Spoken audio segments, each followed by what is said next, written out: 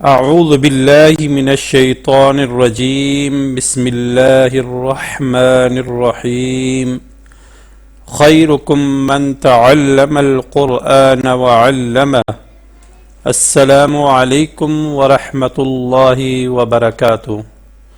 Islamic teacher channel کے ساتھ میں ہوں آپ کا میزبان نثار احمد۔ امید ہے کہ آپ سب خیر و عافیت سے ہوں گے۔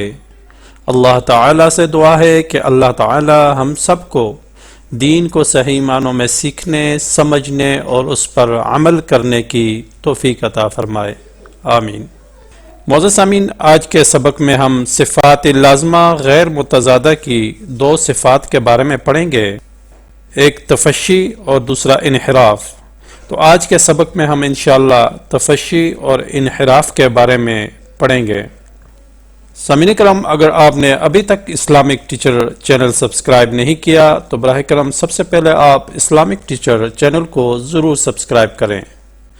چینل کو سبسکرائب کرنے کے بعد بیل آئیکن پر ضرور کلک کریں تاکہ آپ ہر روز نئے آنے والے سبق میں شامل ہو سکیں۔ معزز سامعین، اس کے علاوہ اگر آپ خود یا آپ اپنے بچوں کو انفرادی طور پر آن لائن قرآن پاک تجوید کے ساتھ پڑھانا چاہتے ہیں تو آپ ہم سے رابطہ کر سکتے ہیں۔ تو آئیے شروع کرتے ہیں آج کا سبق۔ آج کے سبق میں ہم پہلے انشاءاللہ تفشی کے بارے میں پڑھیں گے، پھر اس کے بعد انحراف کے بارے میں پڑھیں گے۔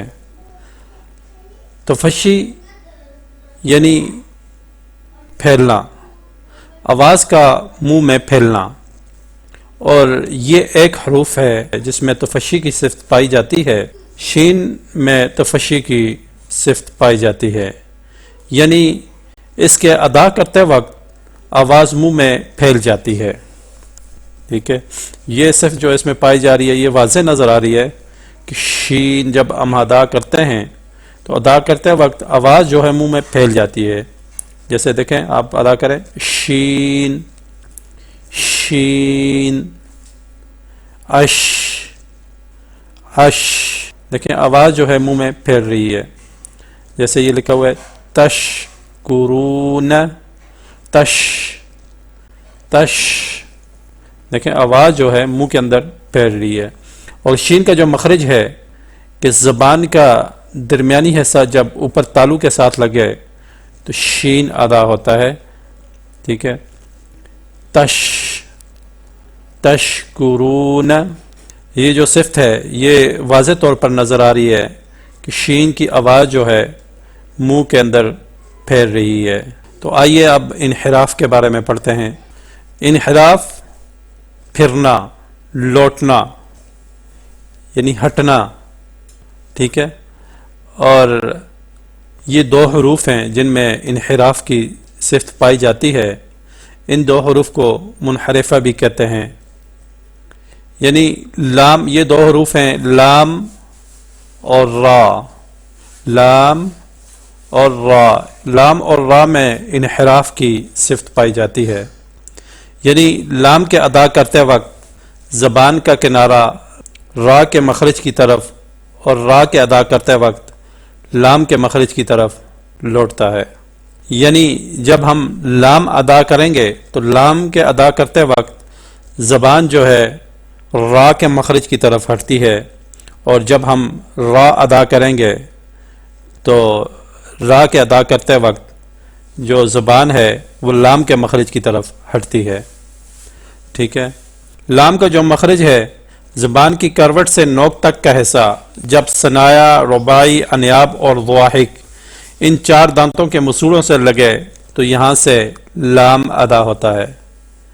ٹھیک ہے، لام لام، ٹھیک ہے، ان چار دانتوں کے مسوڑوں کے ساتھ لگے تو لام ادا ہوتا ہے۔ اور را کا مخرج ہے زبان کی کروٹ سے نوک تک کا حصہ مع کچھ پشت، زبان جب ثنایا، رباعی اور انیاب ان تین دانتوں کے مسوڑوں سے لگے تو یہاں سے را ادا ہوتا ہے۔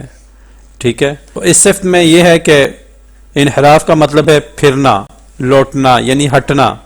جب ہم لام ادا کریں گے تو لام کے ادا کرتے وقت زبان را کے مخرج کی طرف ہٹ جاتی ہے، اور جب ہم را ادا کریں گے تو را ادا کرتے وقت زبان جو ہے لام کے مخرج کی طرف ہٹتی ہے۔ تو معزز سامعین، آج کا سبق یہی تھا، امید ہے کہ آپ کو سمجھ آئی ہوگی۔ کل انشاءاللہ نئے سبق کے ساتھ میں آپ کی خدمت میں دوبارہ حاضر ہوں گا۔ کل تک مجھے اجازت دیجیے۔ اللہ تعالیٰ سے دعا ہے کہ اللہ تعالیٰ ہم سب کو قرآن پاک کو صحیح معنوں میں سیکھنے، سمجھنے اور اس پر عمل کرنے کی توفیق عطا فرمائے، آمین۔ وآخر دعوانا ان الحمد للہ رب العالمین۔